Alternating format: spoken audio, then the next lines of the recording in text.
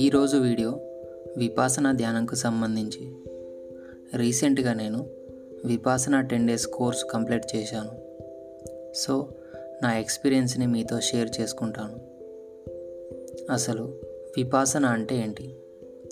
విపాసన అంటే ancient meditation technique.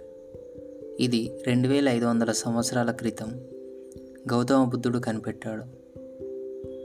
Vipassana లక్ష్యం ఏంటంటే కాన్సంట్రేషన్తో మరియు సెల్ఫ్ అబ్జర్వేషన్తో మన శరీరంలో జరిగే సెన్సేషన్స్ని సాక్షి భావంతో అంటే విట్నెస్గా గమనించడం. సో విపాసన వల్ల చాలా లాభాలు ఉన్నాయి. ముఖ్యంగా కాన్సంట్రేషన్ పెరుగుతుంది, మైండ్ స్టెబిలిటీ వస్తుంది, మన మైండ్లోని ప్రతి థాట్కి రియాక్ట్ అవ్వకుండా ఉండడం వంటి ఇంకా చాలా లాభాలు ఉన్నాయి. అయితే ఈ విపాసనని ప్రాక్టీస్ చేయడానికి చాలా సెంటర్స్ అందుబాటులో ఉన్నాయి.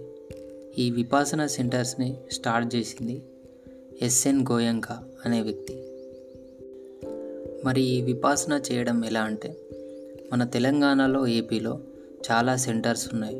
ముఖ్యంగా తెలంగాణలో అయితే హైదరాబాద్, నాగార్జున సాగర్, సంగారెడ్డి, నిజామాబాద్ వంటి సెంటర్స్ ఉన్నాయి.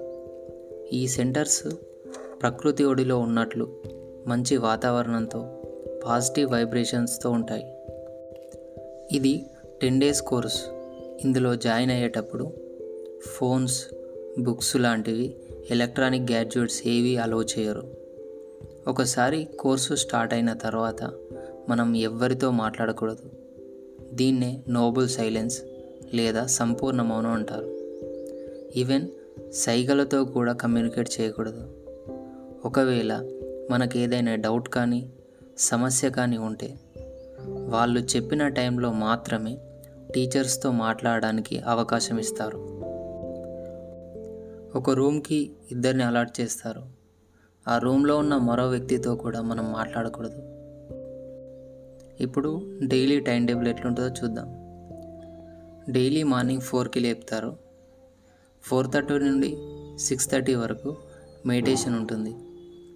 6:30కే బ్రేక్ఫాస్ట్ ఉంటుంది. మళ్ళీ 8 to 11:30 వరకు మెడిటేషన్ ఉంటుంది. మధ్యలో ప్రతి 1 అవర్కి బ్రేక్ ఉంటుంది. మళ్ళీ 11:30కే లంచ్ ఉంటుంది. తర్వాత 1 to 5 వరకు మళ్ళీ మెడిటేషన్ ఉంటుంది. 5కి స్నాక్స్ లాంటివి పెడతారు, ఎందుకంటే నైట్ డిన్నర్ ఉండదు. మళ్ళీ 6 to నైట్ 9 వరకు మెడిటేషన్ ఉంటుంది. 9కి పడుకోవడం. అంటే ఒక రోజులో దాదాపు 12 గంటల వరకు మెడిటేషన్ ఉంటుంది. ఇది టైం టేబుల్కి సంబంధించి. అయితే మొదటి 2 రోజులు పారిపోవాలన్నంత బాధగా అనిపిస్తుంది, కానీ చుట్టూ ఉన్న వాళ్ళందరూ ఎవ్వరూ వెళ్ళరు. సో మనకు ఆ థాట్ రాదు. మనల్ని జైల్లో పెట్టిన ఫీలింగ్ వస్తుంది, కానీ తర్వాత అదే అలవాటు అవుతుంది. 12 గంటల్లో 2 గంటలు మాత్రమే ప్యూర్గా మెడిటేషన్ చేస్తాం. మిగతా టైం మన థాట్స్తో గడుపుతాం. కానీ మెల్లగా ఆ టైం తగ్గుతుంది.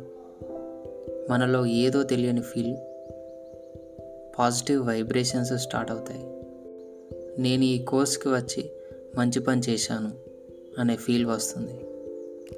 ఒకసారి మెడిటేషన్ అలవాటైన తర్వాత మన శరీరంలో ప్రతి పార్టులో జరిగే సెన్సేషన్ని, అలాగే రక్త ప్రసరణని కూడా గుర్తించేంత కాన్సంట్రేషన్ వస్తుంది. కాబట్టి ఇన్ని లాభాలు ఉన్నాయి. కాబట్టి జీవితంలో ఒక్కసారైనా ఎక్స్పీరియన్స్ చేయాలి. ఇది విపాసనకు సంబంధించి. మరి ఇవన్నీ ఓకే, కానీ మనీ గురించి చెప్పలేదు బ్రో అనుకుంటున్నారేమో. బేసిక్గా ఇది ఫ్రీ, కానీ లాస్ట్లో మీరు మనీ డొనేట్ చేస్తే చేయొచ్చు. అది మన ఇష్టం. మనం మనీ ఇవ్వకున్నా నో ప్రాబ్లం. అంటే మన స్తోమతను బట్టి ఇస్తే ఇవ్వచ్చు, లేకుంటే లేదు. సో ఇది విపాసన గురించి.